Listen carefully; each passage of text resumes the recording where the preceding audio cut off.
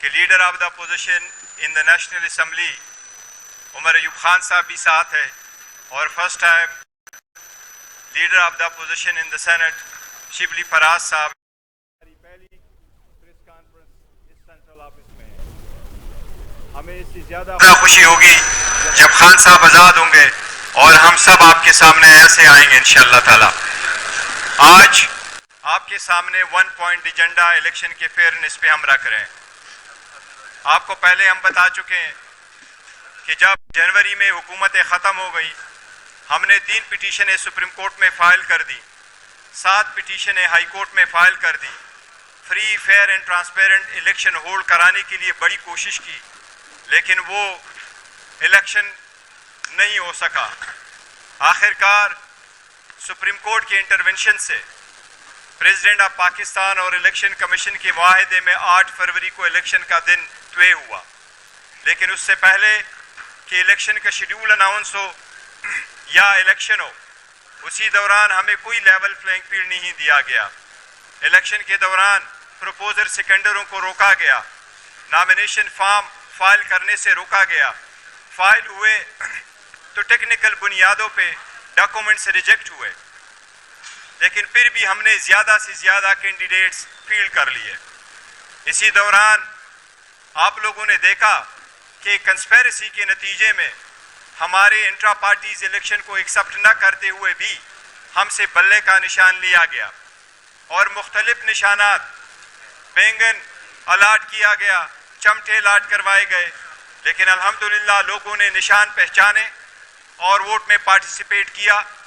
ہم بوائکاٹ کی طرف نہیں گئے، ہم نے پرامن طریقے سے اپنا سٹرگل جاری رکھا اور الحمدللہ 8 فروری کے الیکشن میں پوری طریقے سے پارٹیسپیٹ کیا.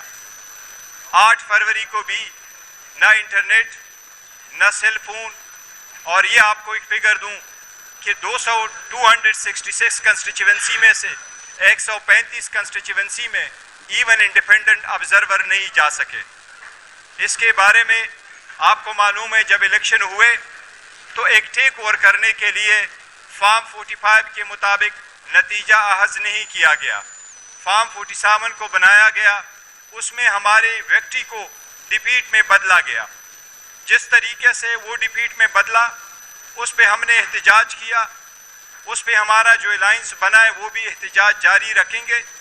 ہم نے بار بہا کہا الیکشن کمیشن کو کہ اس کا نوٹس لیتے ہوئے جلد سے جلد اس پہ فیصلے کرے جو پٹیشن آپ کے پاس آئی ہے.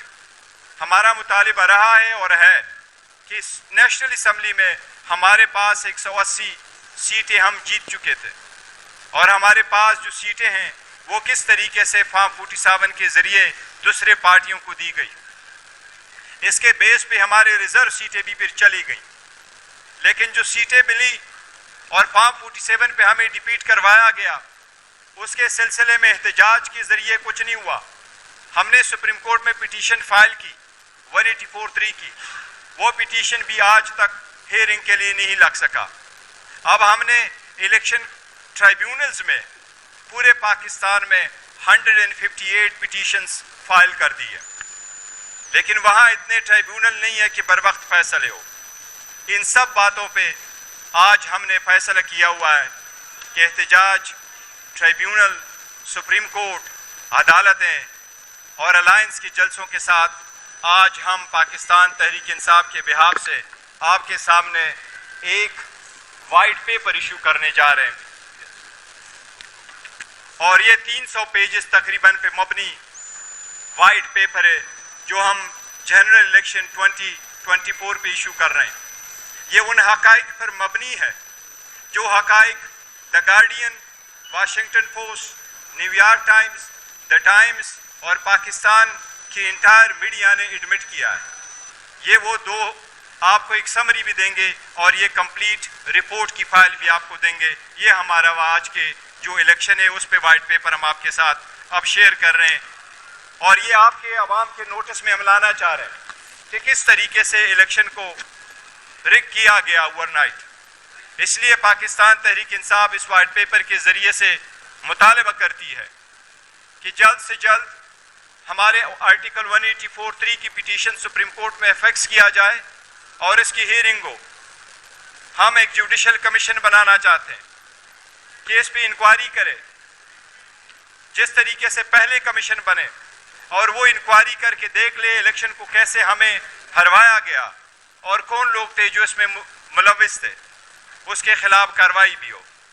اور ہم یہ بھی مطالبہ کرنا چاہتے ہیں کہ الیکٹرل ریفارمز ہو تاکہ کسی بھی وقت میں کوئی بھی جنرل الیکشن میں کوئی بھی سٹیج پہ ریگنگ نہ ہو. یہ وہ ریگنگ تھی جس کی طرف یہ ساری جو کارروائیاں ہوئی ہے آپ لوگوں کے سامنے, جس طریقے سے لیڈرشپ کو روک کر اریسٹ کیا گیا, جس طریقے سے خان صاحب کو 3 سزائیں دی گئی 5 دنوں میں, ان کا مقصد یہ تھا کہ ہماری پارٹی کو ڈیفیٹ کیا جائے. لیکن الحمدللہ آج بھی by large Pakistan Tehreek Insaf 70% popular party اس ملک میں.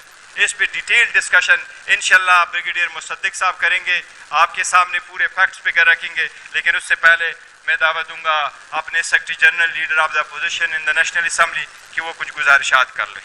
بہت شکریہ چیئرمین صاحب. بسم اللہ الرحمن الرحیم. پاکستان کے